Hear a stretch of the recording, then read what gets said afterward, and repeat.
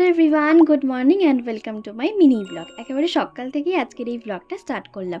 প্রতিদিন রাতেই আমি এই ওয়াটারটা বানিয়ে রেখে দিই, যেটা ওভারনাইট ফ্রিজে রাখার পর সকালে উঠে খেয়ে নিই। আর আজকের ওয়েদারটা দেখো ভীষণ সুন্দর, তার উপর আজকে আবার রথযাত্রা, তাই তাড়াতাড়ি স্নান সেরেই চলে এসেছি পুজো দিতে। আর আজকের জন্য মা মাধবের এই নতুন জামা আর বসার আসনটা নিয়ে এসে দিয়েছে। যেহেতু আজকে জগন্নাথ দেবেরও দিন, তাই তাকেও মাধবের পাশে বসিয়ে সুন্দর করে ফুল দিয়ে সাজিয়ে দিলাম। আর এখানে আজকে আমি সব ঠাকুরকেই ফল প্রসাদ নিবেদন করেছিলাম। দেখো, যেহেতু আজকে জগন্নাথ দেবেরই দিন, তাই ওনাকেও তো একটু বিশেষ সেবা দিতেই হবে, তাই না?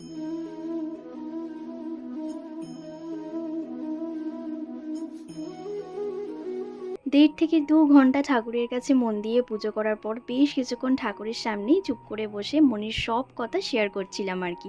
আসলে সবই গোপালের ইচ্ছে, একটু একটু করে আমার মনের অনেক ইচ্ছাই ওর জন্যই পূরণ হয়েছে। তারপরে বিকেলবেলা একটু রেডি হয়ে বেরিয়ে পড়েছিলাম মাধবকে সঙ্গে নিয়ে রথ টানতে যাবো বলে। বাকিটা আছে পরের বাটে। টাটা।